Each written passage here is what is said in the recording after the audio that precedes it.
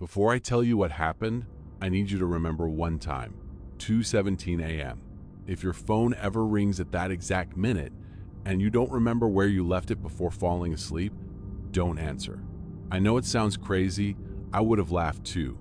3 months ago, I believed every strange thing had a logical explanation. Then I woke up on my couch, and my phone wasn't where I'd left it. At first, I thought I was just tired. I reached toward the coffee table.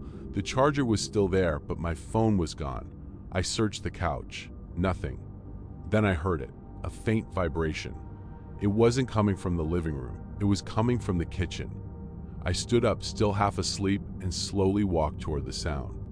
The kitchen light was off, but I could still see my phone. It was lying perfectly in the middle of the table, not near the edge, not beside my keys. Exactly in the center, as if someone had placed it there on purpose. The screen suddenly lit up. Someone was calling me. I looked at the caller ID and my heart stopped. The screen didn't show a number. It didn't say unknown. It showed only one word: me. I blinked twice, waiting for it to change. It didn't.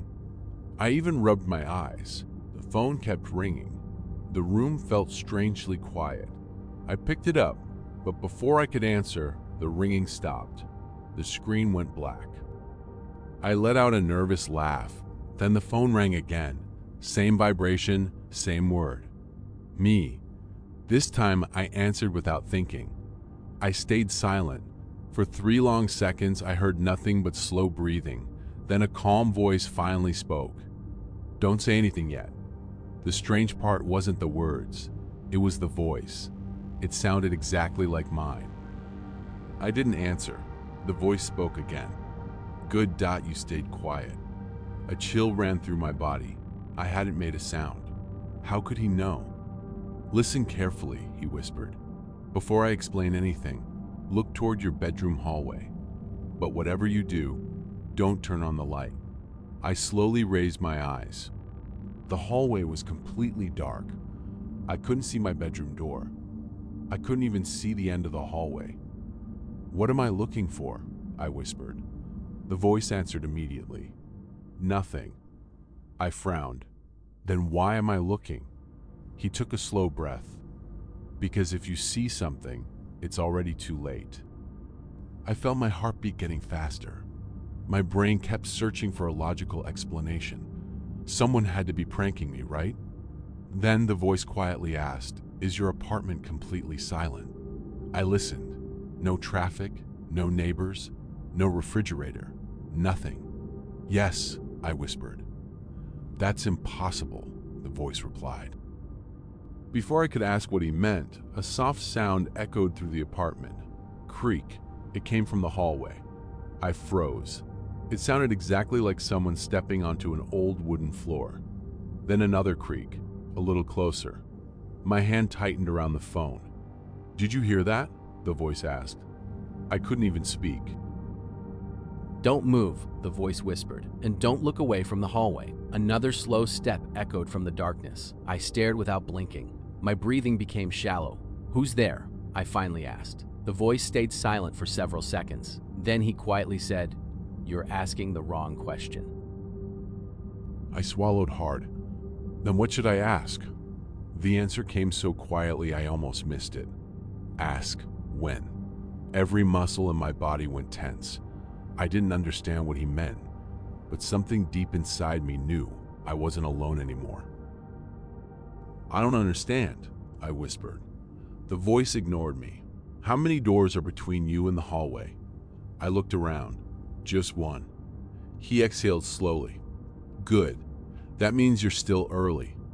The way he said "still" made my stomach tighten. Early? For what? Another creak echoed through the apartment. This one was louder. I could almost picture someone taking another slow step across my bedroom floor. "Do you have a clock nearby?" the voice asked. I glanced at the microwave. "Yeah? What time does it say?" I looked again. 2:17 a.m. It hadn't changed. I frowned. It's still 2:17. The voice didn't sound surprised. "Don't panic." I stared at the clock for another few seconds. It never moved. Not to 2:18. not even a second forward. Then I noticed something worse. My phone still showed the call was connected. "How long have we been talking?" I asked. "Long enough," the voice replied. I checked the call timer. It read 0 o'clock. No seconds, no minutes, just zeros. My pulse started racing. "That's impossible." "I know," the voice said. "Now you're starting to see it." I took one step backward without thinking. "Stop," the voice snapped. I froze. "Don't move unless I tell you to." His tone had changed. He sounded scared, not for himself, for me. Then I heard something that made my blood run cold. A slow breath coming from the hallway. It wasn't my breathing. It wasn't the voice on the phone. It came from somewhere inside my apartment. Slow, deep, almost curious, like someone was standing just beyond the darkness, listening to every word I said. I wanted to run. The voice whispered, "Don't let it know you're afraid." "What is it?" I whispered. There was a long pause. Then the voice answered, "I don't know." That scared me more than anything else. If he knew so much, how could he not know that? "I've never seen its face," he continued, "and you must never try to." I kept staring into the hallway. My eyes started burning from not blinking. Then I noticed something moving. It wasn't a person. It wasn't even a shadow. It looked more like the darkness itself, slowly shifting closer. My hand started shaking around the phone. "Listen to me carefully," the voice said. "In a few seconds, you'll hear someone knock on your front door." I looked toward the entrance. "Don't answer it." "Why?" "Because if someone is knocking," he stopped speaking, "then you're already inside." I kept staring at the front door. Nothing happened. For a moment, I thought the voice had been wrong. Then, 3 slow knocks. Every knock was perfectly spaced. Not loud, not soft, just patient. My chest tightened. "Don't move," the voice whispered. "Whatever happens, don't answer it." The knocking stopped. I waited. 10 seconds, 20, 30, nothing. I almost relaxed. Then my phone vibrated again. I looked down. The call was still active, but the voice hadn't said a word. All I could hear was breathing. Then, another sound. Someone else was breathing too. It wasn't coming from the phone. It wasn't coming from the hallway. It was behind me. I spun around. The kitchen was empty. The table was empty, but one chair was no longer where I'd left it. Someone had pulled it back, just a few inches. "No," I whispered. The voice interrupted me. "Don't look at the chair." I froze. "Look at the floor." I lowered my eyes. There were wet footprints leading away from the chair. They stopped halfway across the kitchen, as if whoever made them had simply disappeared. My breathing became faster. "Who are you?" I asked again. This time, he answered, "I'm trying to become you." The words didn't make sense. Not yet. But before I could ask another question, someone knocked again. Except this time, it wasn't the front door. It came from my bedroom. The knock came again. 3 slow taps from my bedroom. I couldn't breathe. "Don't answer it," the voice said. "It's a bedroom, not a door," I whispered. "Exactly," he replied. "That's why you can't let it in." I stared into the dark hallway. My legs refused to move. Another knock, then silence. I wanted to run for the front door. "Don't," the voice warned. "You'll reach the hallway before the door, and that's exactly what it wants." I clenched the phone tighter. What does it want from me? The answer came instantly. It already has you. It just doesn't know which one. My mind went blank. "Which one?" I asked. No answer, just static. For the first time since the call began, I thought we'd been disconnected. Then his voice returned. "Did the clock change?" I looked at the microwave. 2:18. My stomach dropped. Finally, time was moving again. The moment the numbers changed, the apartment felt different. I heard traffic again. A car passed outside. The refrigerator hummed back to life. Every normal sound returned at once, as if someone had pressed play on the world. "Good," the voice whispered. It missed its chance. I almost smiled. Then he added, "For now." I leaned against the wall. My hands were shaking. "Tell me who you are." This time he didn't avoid the question. "My name is Daniel." I frowned. "My name is Daniel." There was a long pause. "I know," he quietly replied. Every instinct told me to hang up, but something stopped me.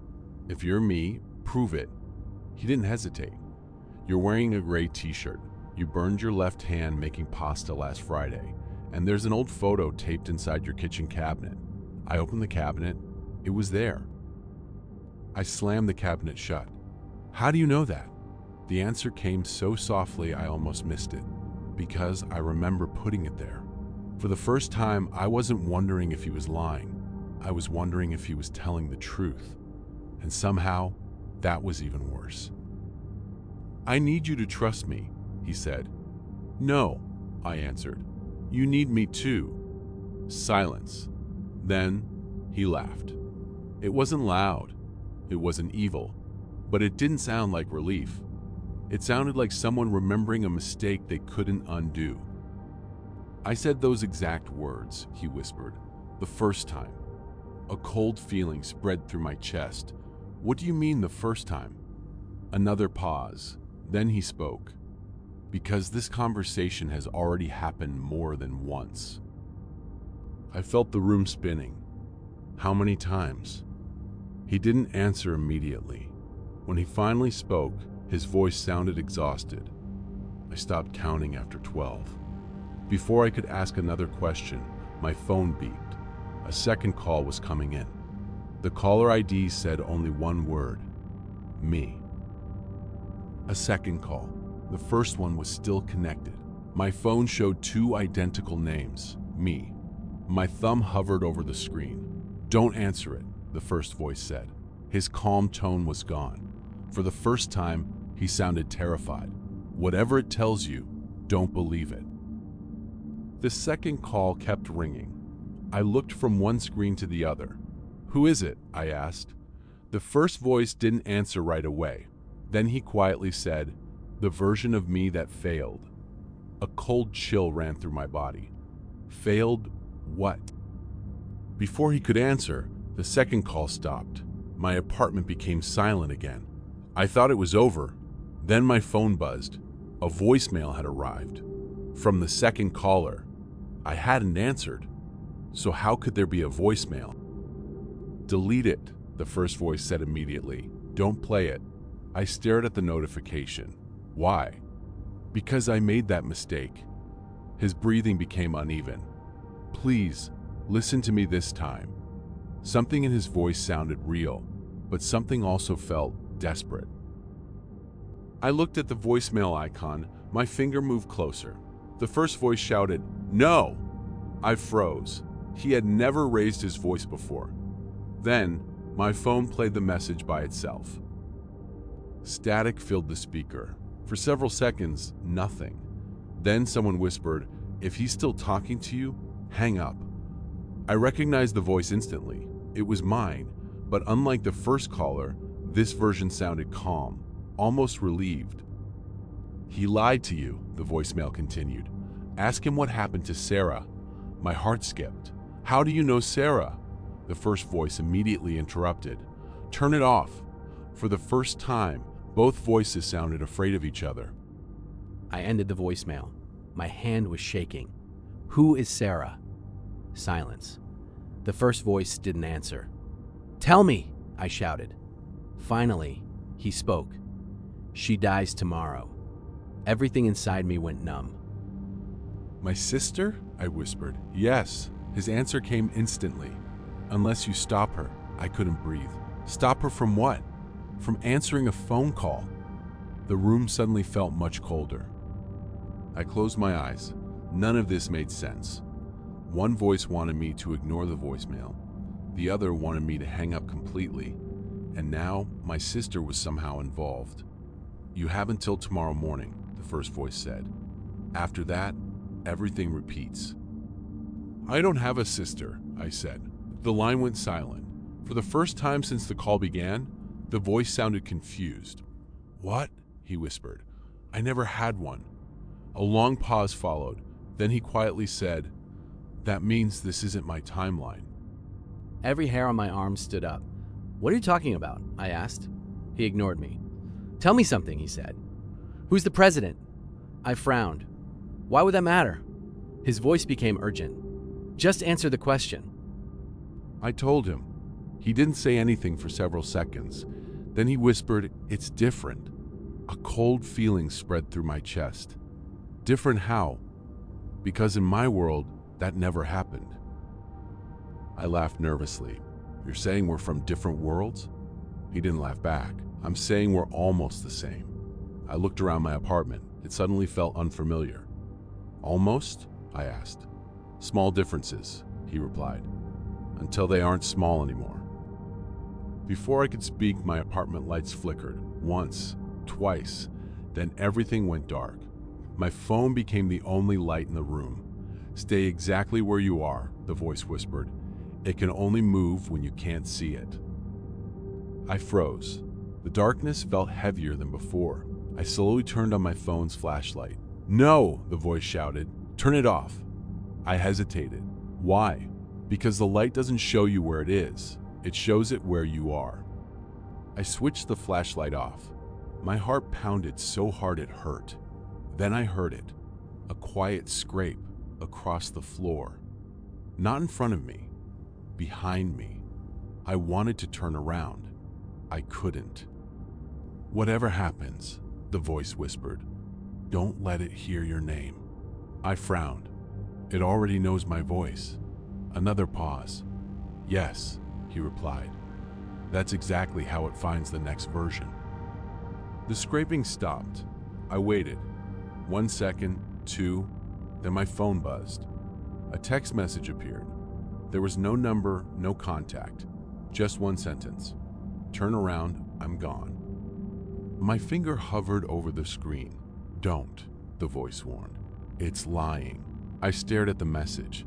If it was lying, why did I suddenly feel warm air against the back of my neck? Slow, steady, like someone breathing just inches away.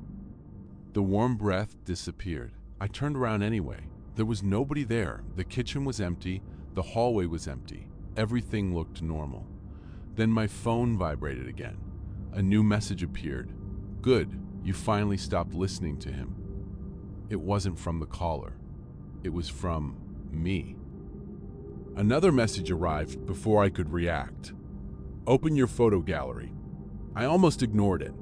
Then I noticed something strange. I hadn't touched my phone, but my gallery was already open.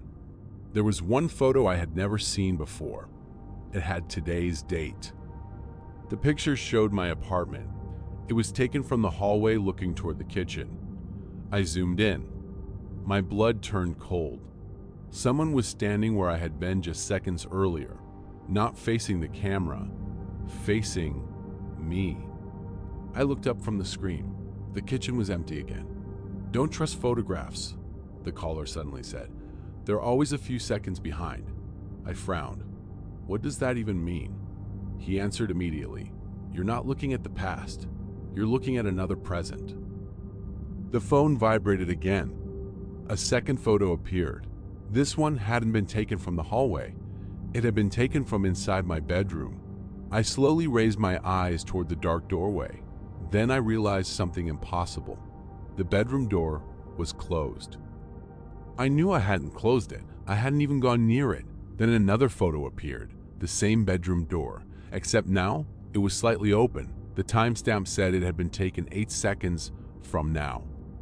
"Now do you understand?" the caller asked. "No," I whispered. "Your phone isn't receiving pictures." He paused. "It's remembering them." Every muscle in my body went tense. "That's impossible." "It should be," he quietly replied. I opened the camera myself. The screen showed my kitchen. Everything looked normal. Then the image froze.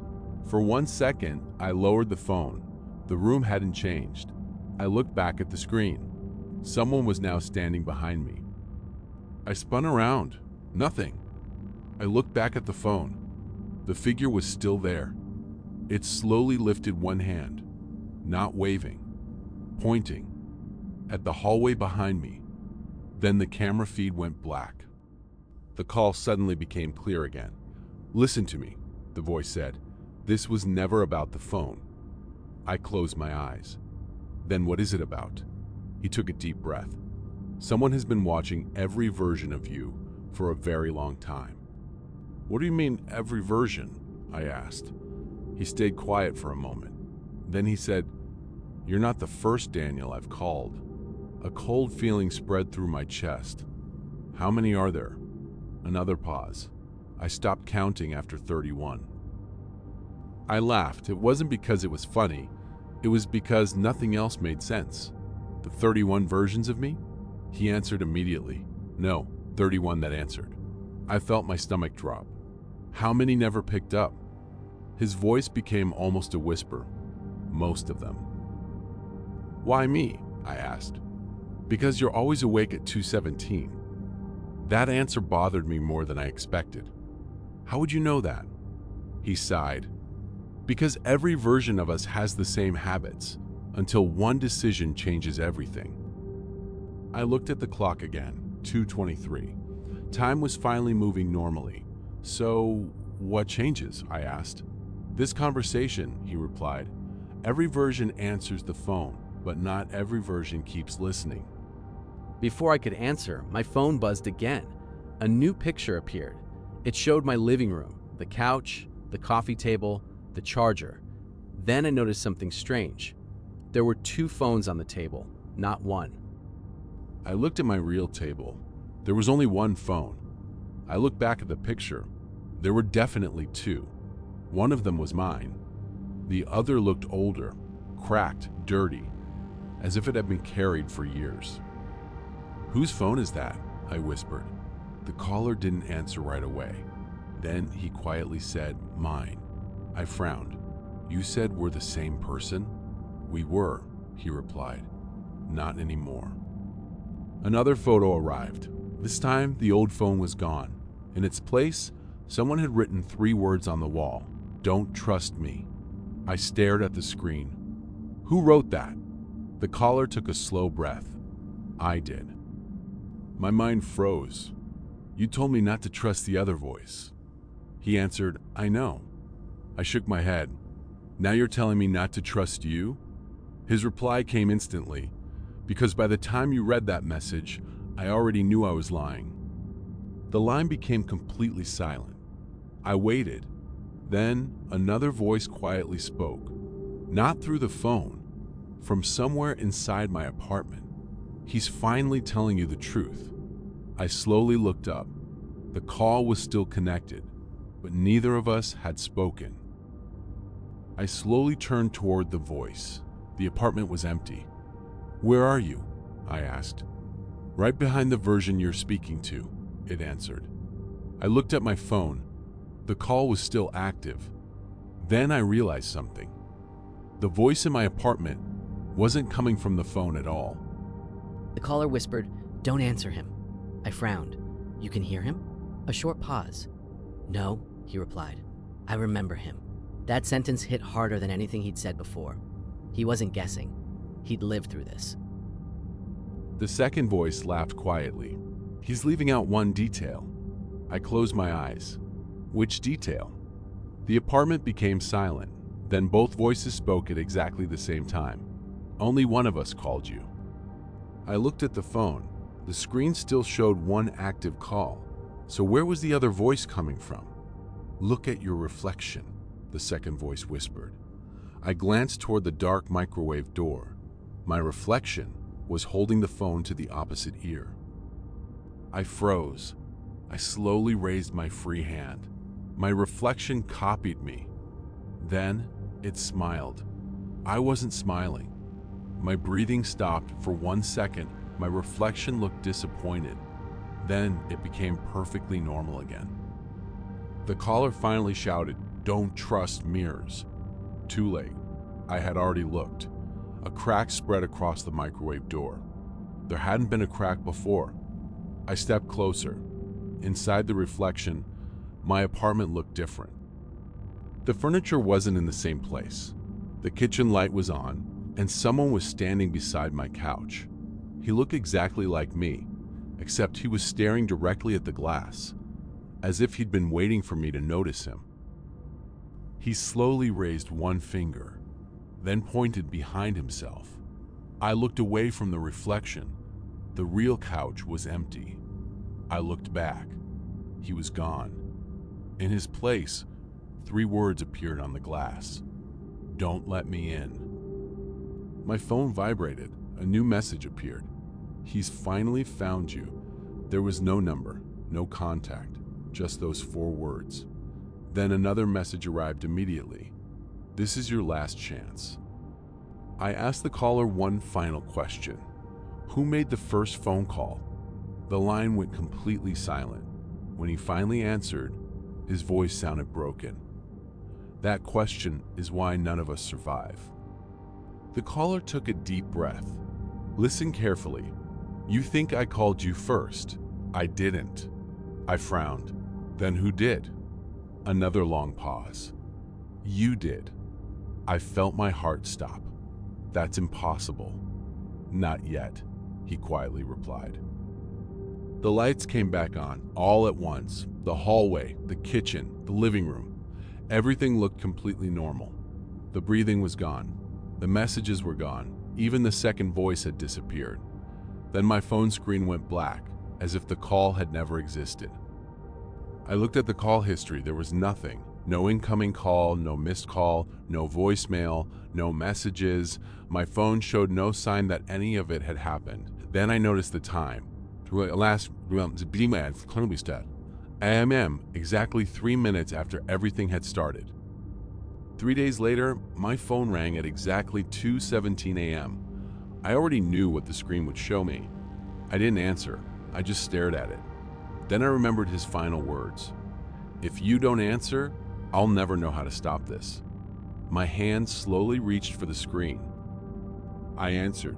Before the other voice could speak, I said, "Listen carefully. You think I'm calling you first. I'm not. You'll understand in 3 days." Then I heard complete silence, because the voice on the other end hadn't spoken yet. It was waiting for me to say those exact words. The call had never started with him. It had always started with me.